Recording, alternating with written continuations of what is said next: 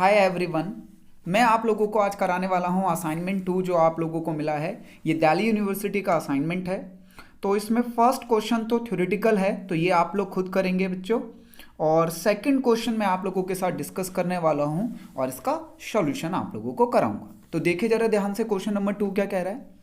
कह रहा है from the following information compute income from house property for the assessment year 2020-21, construction of which was completed on 1/4/2017. Municipal value of the house is 1,60,000, municipal tax paid 16,000, insurance premium 2,000, ground rent 1,000. The house is divided into two identical units. One of the unit is self-occupied and other unit is let out for a monthly rent of rupees 7,500. A loan of rupees 3 lakh was taken from LIC on 1/4/2015 at the rate 12% per annum for the construction of this house. Rupees 1 lakh was refunded on 1/10/2019. तो आप लोगों ने question बिल्कुल ध्यान से देख लिया। अब मैं इसका सॉल्यूशन आप लोगों को करवाऊंगा। बच्चों, एक हाउस है और उसकी 2 यूनिट है। तो हमें 2 यूनिट, एक यूनिट जिसमें लेट आउट कर रखा है ऑनर ने और एक सेल्फ ऑक्यूपाइड है। तो लीजिए इसका सॉल्यूशन करते हैं हम लोग। तो क्वेश्चन नंबर 2 इस तरीके से आप लोगों को सॉल्यूशन करना है। Computation income from house property for assessment year 2020-21। तो ग्रॉस एनुअल वैल्यू है वर्किंग नोट। बच्चों, मैं आपको बताऊंगा कि लेट आउट प्रॉपर्टी की जो हमारी आई है 90,000 कैसे आई है, ठीक है। तो उसका लेट आउट पोर्शन का 90,000 आया है GAV और सेल्फ ऑक्यूपाइड आप लोगों को पता है नील होता है। म्युनिसिपल टैक्स है 8,000। आप कहोगे सर 16 है, तो बच्चों 8 लेट आउट पोर्शन का, क्योंकि 2 यूनिट है तो डिवाइड कर दो उसे, तो 8,000 और सेल्फ ऑक्यूपाइड में नील ही आएगा। नेट एनुअल वैल्यू है बच्चों 82,000 सेल्फ ऑक्यूपाइड की, और आपका जो सेल्फ ऑक्यूपाइड होता है उसका नील आएगा। लेस करेंगे standard deduction under section 24A and 24B। Standard deduction 30% of NAV। तो बच्चों सेल्फ ऑक्यूपाइड की NAV नील है तो वहाँ पे डैश होगा, और 82,000 हमारे लेट आउट पोर्शन का आ रहा है तो उसका होगा 30%, 24,600, ठीक है। और प्री कंस्ट्रक्शन पीरियड होगा 7,200 एंड करंट ईयर इंटरेस्ट होगा 15,000। तो हमारी income from house property let out portion की तो पॉजिटिव में है बच्चों 35,200, बट जो हमारा सेल्फ ऑक्यूपाइड है उसका नेगेटिव में है। तो हम लोग नेट हाउस प्रॉपर्टी इनकम निकालेंगे 35,200 पॉजिटिव माइनस यूनिट 2 का नेगेटिव, तो हमारी जो आई है नेट इनकम वो आई है 13,000, ठीक है। चलिए अब बात करते हैं कि सर इसमें आपने वर्किंग नोट दिया है GAV का 90,000 कैसा है वो बता दीजिए, और ये प्री कंस्ट्रक्शन पीरियड और करंट ईयर का इंटरेस्ट। तो देखिए बच्चों, म्युनिसिपल वैल्यू है 80,000, हाफ लिया है मैंने, ठीक है। 160 पूरे दोनों यूनिट का है तो 1 यूनिट का 80,000 और एक्चुअल रेंट है 90, तो इन दोनों में हायर लेते हैं तो GAV हायर आई है हमारी 90,000, ठीक है। तो लेट आउट पोर्शन का GAV मुझे नहीं लगता होगा, आपको डाउट होगा। और इंटरेस्ट तो बच्चों देखो 1920 हमारा प्रीवियस ईयर है और हमने इसमें लोन को पे करा है 1,10,2019 को। अब हमारा प्री कंस्ट्रक्शन पीरियड देखिए 1 अप्रैल 2015 से 1 अप्रैल 2017 तक है, तो ये एग्जैक्टली बच्चों 2 ईयर है। तो 3 लाख पे 12% के अकॉर्डिंग 36,000 1 ईयर का एंड 2 ईयर का हो गया 72,000। इसको प्री कंस्ट्रक्शन पीरियड को हम 5 ईयर में डिवाइड कर देते हैं और 1 ईयर डिडक्शन ले लेते हैं, आप लोगों को रूल पता होगा। तो ये आ गया 14,400। तो प्री कंस्ट्रक्शन पीरियड का टोटल जो इंटरेस्ट आया है 1 ईयर के लिए वो आया 14,400, और बच्चों ये 2 यूनिट है तो डिवाइड बाय 2 यूनिट, तो पर यूनिट 7,200 आया है, ठीक है। और करंट ईयर का 3 लाख पे 12% के अकॉर्डिंग 6 मंथ, क्योंकि आप देखिए प्रीवियस ईयर में हमने उस लोन को पे कर दिया है 1 लाख, तो 6 मंथ का तो 3 लाख पे इंटरेस्ट काउंट होगा, और बच्चों 1 लाख पे कर दिया तो रिमेनिंग पीरियड के लिए 2 लाख पे 12% के अकॉर्डिंग 6 मंथ का, तो टोटल आ गया बच्चों 30,000, और इसे डिवाइड बाय 2 यूनिट है हमारी तो 15,000 पर यूनिट हो गया, ठीक है ना। तो क्लियर है आप लोगों को ये।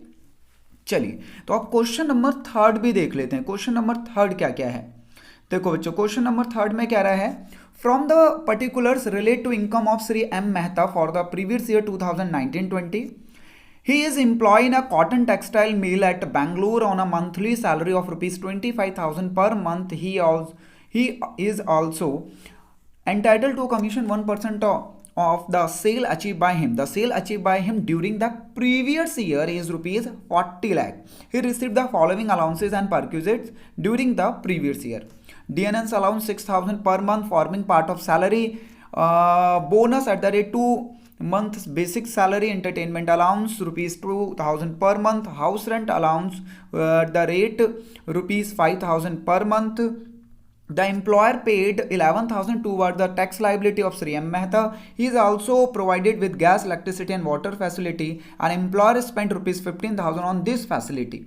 He and his employer both contribute rupees 15,000 for his salary to his recognized provident fund and interest entitled to his to this fund at the rate 9% amounted to rupees 30,000 during the previous year.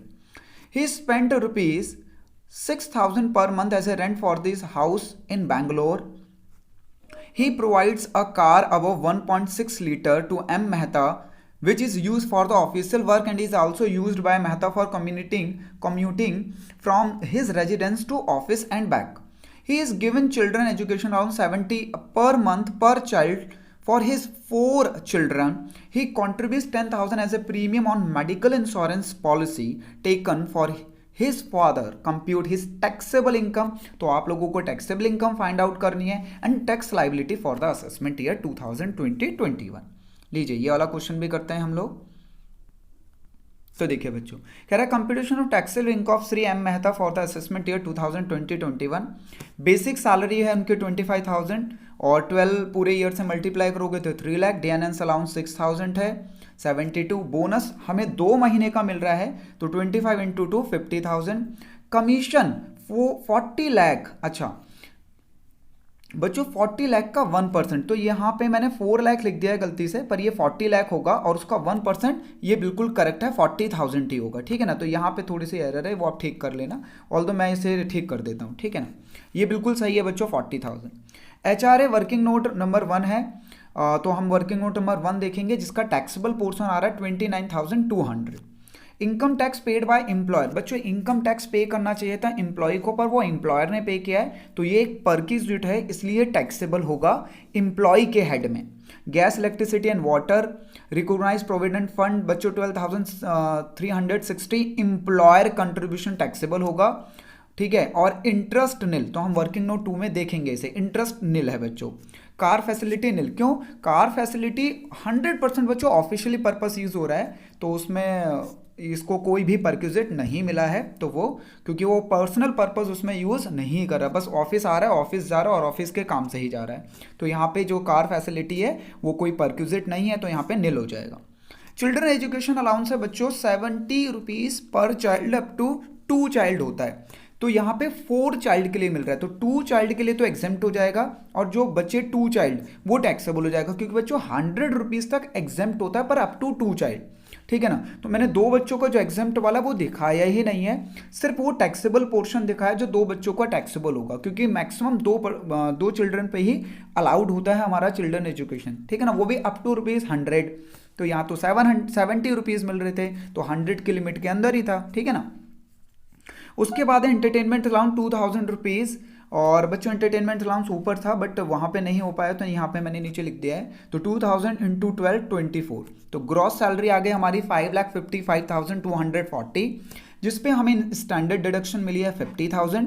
तो हमारी net salary आई है 5,05,240. ठीक है ना. अच्छा ये standard deduction का बच्चों जो हमारा सेक्शन होता है 16,III होता है. ठीक है. मैंने नहीं लिखा है बट ठीक है कोई नहीं आप लिख लेना. उसके बाद है बच्चों हमें डिडक्शन मिली 80C में जो एम्प्लॉय का कंट्रीब्यूशन था ना टू RPF वो 61,800 हमें डिडक्शन मिलेगी और premium for medical under section 80D तो बच्चों वो बेनिफिट मिलता है. ठीक है ना. तो हमारी नेट टैक्सेबल इनकम आई है 4,33,440.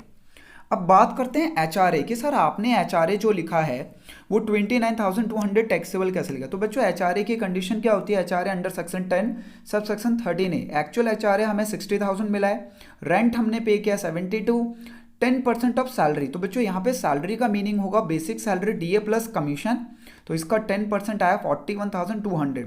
तो 72,000 में से 41,200 को लेस करेंगे तो 30,800 ही आ गया। 50% ऑफ सैलरी आया बच्चों हमारा 2,06,000। तो इन तीनों में जो लोअर है, तो बच्चों लोअर क्या है, 60 लोअर है या 30,800 लोअर है या 2,06,000 लोअर है। तो लोअर क्या है 30,800, ठीक है ना।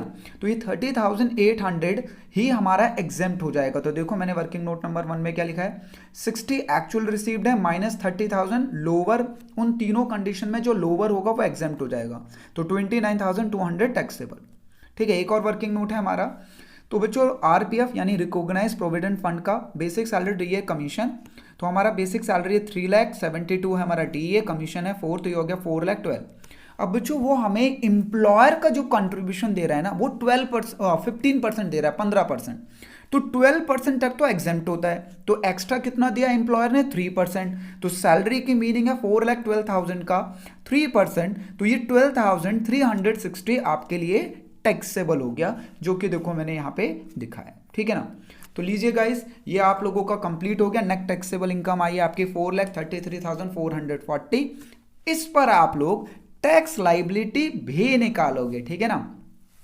तो थैंक यू गाइस, प्लीज़ अपने फ्रेंड्स वगैरह को शेयर्स करें। अगर चैनल पे नए तो प्लीज़ सब्सक्राइब करें मेरा चैनल। और अगर कोई और असाइनमेंट आप लोगों को मेरे से कराना है तो डिस्क्रिप्शन में मेरी मेल ID वगैरह है, आप उस पर भेजकर भी मेरे से अपना असाइनमेंट सॉल्व करा सकते हैं, ठीक है। Thank you for watching guys.